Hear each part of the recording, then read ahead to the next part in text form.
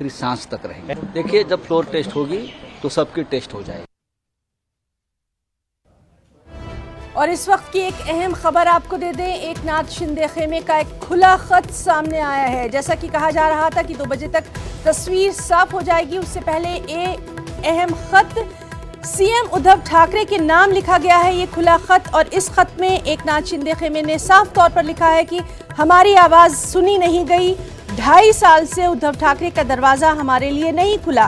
राज्यसभा चुनाव में हम पर भरोसा नहीं किया गया, हमें कुछ कहने का मौका नहीं दिया गया। बहुत कुछ कहा गया है इस खत में, यहाँ तक कि ये तमाम तर बातें जो हैं ये ओपन लेटर में एकनाथ शिंदे खेमे की तरफ से कही गई हैं, जिसमें उन तमाम बातों का जिक्र किया गया है। देखिए, खत हम आपको दिखा रहे हैं जिसमें उन तमाम बातों का जिक्र किया गया है जिसको लेकर कहीं ना कहीं बेचैनी देखी जा रही थी। सीधे रुख करेंगे हमारे साथी अमित राय का मुंबई से। अमित, ओपन लेटर सामने आया है, क्या कुछ इस खत में अहम बातें कही गई हैं? इस खत में साफ तौर पे कहा गया कि इनका बार बार जो है अपमान किया गया। मैं एक एक पॉइंटर आपको बताते जा रहा हूँ कि इसमें ये कहा गया कि कभी उन्हें वर्षा बंगले जो है वहाँ मिलने नहीं दिया गया, हमारी परेशानियों को कभी समझा नहीं गया, हमने लगातार आवाज उठाई, उसे सुना नहीं गया। 2.5 साल से उद्धव का दरवाजा हमारे लिए कभी खुला नहीं। हम उद्धव के सामने अपनी बातें रख सकते थे, लेकिन उसकी कभी सुनवाई नहीं हुई। आदित्य ठाकरे को आपने अयोध्या जताया गया और वर्षा बंगले पर सिर्फ कांग्रेस एनसीपी नेताओं का प्रवेश होता था और हमारे लिए दरवाजे जो हमेशा बंद रहते थे। हमें कुछ कहने का मौका क्यों नहीं दिया गया? क्षेत्र की निधि के लिए हमें बार बार जो भटकना पड़ता था, हमारी समस्याओं की सुनवाई नहीं होती थी। शिवसेना के विधायक अयोध्या जाना चाहते थे, रामलल्ला का दर्शन करना चाहते थे, लेकिन हमें अयोध्या जाने नहीं दिया गया। हमने लगातार आवाज लगाई लेकिन कोई सुनता नहीं था। लेकिन इसी बीच उन्होंने ये लिखा कि हमारी हर समस्या शिंदे ही सुनते थे, हमें कोई समस्या होती थी हम शिंदे के पास जाते थे, हम अपने क्षेत्र की समस्याओं को लेकर जाते थे, मंत्रालय में हमसे सीएम कभी मिल नहीं पाते थे। और यहाँ पे साफ ये चिट्ठी जो लिखी गई है, संजय सिरसाट जो विधायक हैं एकनाथ शिंदे ग्रुप के, उन्होंने जो है ये चिट्ठी लिखी है और मुख्यमंत्री के दरवाजे 2.5 साल से बंद है ऐसा आरोप जो है उन्होंने लगाया। उन्होंने ये कहा कि एकनाथ शिंदे ने हमेशा हमारा साथ दिया है और विधायकों का बार बार उद्धव ठाकरे ने अपमान किया है। पार्टी का विधायक होने के बाद भी वर्षा बंगलों पर आपसे मिलने के लिए घंटों इंतजार करना पड़ता था।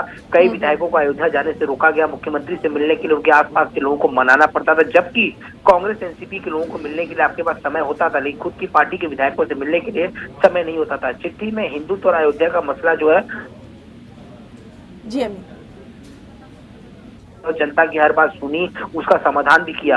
एनसीपी कांग्रेस जो समस्या होती थी उसे आप सुन लेते थे, उसका हल निकालते थे, उसे फंड देते थे। लेकिन हमें फंड नहीं मिलता था, हमसे कोई मिलता नहीं था और हमारे क्षेत्र की जो जनता है वो हमसे पूछती थी कि हम आप शिवसेना के हैं, शिवसेना का मुख्यमंत्री है, लेकिन आपका कोई काम नहीं होता है। कांग्रेस एनसीपी का काम जो है लगातार हो जा रहा है। जब हम अयोध्या जा रहे थे, क्योंकि हिंदुत्व, अयोध्या, राम मंदिर मुद्दा ये सारा शिवसेना का मुद्दा था, लेकिन जब हम अयोध्या जा रहे थे यहाँ पर, तब हमें फोन करके क्यों रोका गया? विधायकों को फोन करके ये कहा गया कि अयोध्या मत जाओ। आपने एकनाथ शिंदे को फोन कर कहा कि विधायकों को लेकर अयोध्या न जाए, जो जा रहे उन्हें एयरपोर्ट से वापस लाओ, जबकि कई लोगों का चेक इन एयरपोर्ट में हो चुका था। शिंदे साहब ने बताया कि आपका फोन आया और हमने सारा सामान लेकर हम घर वापस आ गए। तो अयोध्या में विधायकों को जाने से क्यों रोका गया और सिर्फ आदित्य ठाकरे को ही क्यों वहां भेजा गया? ये भी हमारा अपमान है कि हमें एयरपोर्ट से जो है वापस आना पड़ा। यहाँ पे राज्यसभा चुनाव में हमारा एक भी वोट फूटा नहीं था, फिर भी विधान परिषद चुनाव में हम पर इतना अविश्वास क्यों दिखाया गया? हमें अयोध्या क्यों नहीं जाने दिया गया?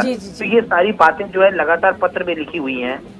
जी अमित, ये तो वो रही तमाम तर बातें जो कि इस ओपन लेटर में लिखी गई हैं। आपसे ये भी जानना चाहेंगे, लगातार एक मैजिक फिगर की बात हो रही है, जादुई हिंसे की बात की जा रही है कि अब से कुछ देर बाद जो है वो भी सामने आ जाएगा। ये बताया जा रहा है कि 40 विधायक कम से कम उनके पास हैं, जो हमारे सूत्र यहाँ पे बता रहे 40 विधायक हैं, लेकिन यहाँ पे संजय राउत का साफ तौर पे कहना है कि उनमें से 30 विधायक इनके टच में है यहाँ पर, तो सरकार को खतरा नहीं है। लेकिन वही दूसरी तरफ मैं आपको बताऊं, फडणवीस के घर पे बीजेपी के नेताओं की बैठक है, बैठक में 10 से ज्यादा बीजेपी विधायक वहाँ मौजूद है। तो हलचल जो है वहाँ पे बीजेपी में भी लगातार बनी हुई है इस पूरे मामले को लेकर। और एक और जानकारी हमारे पास जो सामने आई है सूत्रों के हवाले से, वो भी मैं आपको दे दूं कि बीजेपी के 2 विधायक जो है वो वही होटल में जो है मौजूद है, यानी आसाम के गुवाहाटी होटल में महाराष्ट्र के जो 2 विधायक वहाँ मौजूद है और हर पल का जायजा लेकर रिपोर्ट कर रहे हैं। और बीजेपी का ये कहना है कि हमें सरकार बनाने की कोई जल्दबाजी नहीं है, ये सरकार गिरते ही हम दावा ठोकेंगे और हम जो होने वाली परिस्थिति है, जो परिस्थिति निर्माण हुई है, उसके हर एक मूवमेंट पे हमारी नजर है। बिल्कुल अमित, और ये तो कहा ही जा रहा है कि महाराष्ट्र यानी मुंबई से पहले सूरत का रास्ता और फिर सूरत से लेकर गुवाहाटी तक का लंबा रास्ता अगर तय किया गया है तो कहीं ना कहीं मंजिल जो है वो करीब नजर आ रही। बहुत बहुत शुक्रिया अमित आपका तमाम तर जानकारी के लिए। और नाज़रीन, इसी मामले पर मजीद बातचीत के लिए मुंबई से हमारे साथ हमारे एक और साथी वसीम अंसारी भी मौजूद हैं। वसीम, आपसे जानना चाहेंगे, ओपन लेटर सामने आया है, बहुत सारी उस पर बातों का जिक्र किया गया है, उसके अलावा भी शिवसेना की अपनी अहम मीटिंग भी जो है वो लगातार जारी है।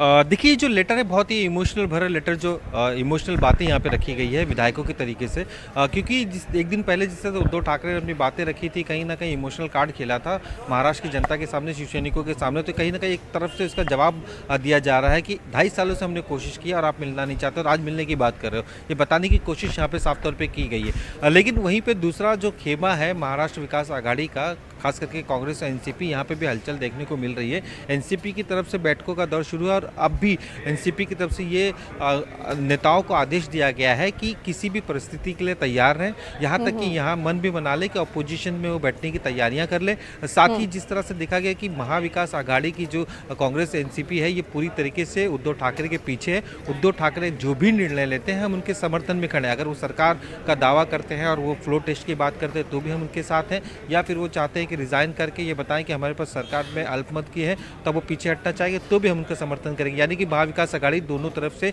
उद्धव ठाकरे के साथ है। कई बैठक थी, उस बैठक को रद्द किया गया है, गुप्त मीटिंग साफ तौर पे की जा रही है। शिवसेना के नेताओं को जिम्मेदारी दी गई है तो सबसे पहले उन नेताओं को अपनी ओर आकर लेके आए जो नंबर्स हैं, उसके बाद, क्योंकि ऐसे कई और भी विधायक हैं जो मुंबई और महाराष्ट्र के दूसरे जिले में हैं, वो अब तक गुवाहाटी नहीं पहुंचे, लेकिन उनकी जो आवाज़ है कहीं ना कहीं उस खेमे की आवाज़ नज़र आ रही है, ऐसी बातें सामने आ रही है। तो अब तक के जो आंकड़े हैं वो पूरी तरीके से सामने नहीं आ पाए कि क्लियर कौन कौन से विधायक उनके साथ और शिवसेना के साथ कितने हैं। ये बैठक के बाद जब पत्र बनाया जाएगा चुनाव आयोग को देने के लिए, अगर सिंबल के लिए अगर चाहते हैं शिवसेना, हमारी ओरिजिनल शिवसेना है बताने की कोशिश कर रहे हैं, उस वक्त या फिर राज्यपाल को जो पत्र लिखा जाएगा उसके बाद से ही महाराष्ट्र की जो राजनीति है किस करवट जा रही है इसका खुलासा हो पाएगा। एकनाथ शिंदे के कदम पे सभी दलों की निगाहें लगी हुई है, क्योंकि महाराष्ट्र की राजनीति में इतना बड़ा उलटफेर अब तक नहीं देखा गया, खास करके शिवसेना के में। इससे पहले 4 बार। और वसीम, आपसे ये भी जानना चाहेंगे, शरद पवार जिनका सबसे अहम रोल रहा है इस पूरी गवर्नमेंट को बनाने में, कहीं ना कहीं उन्हीं के अब आखिरी जो फाइनल जवाब है उसका भी इंतजार किया जा रहा है।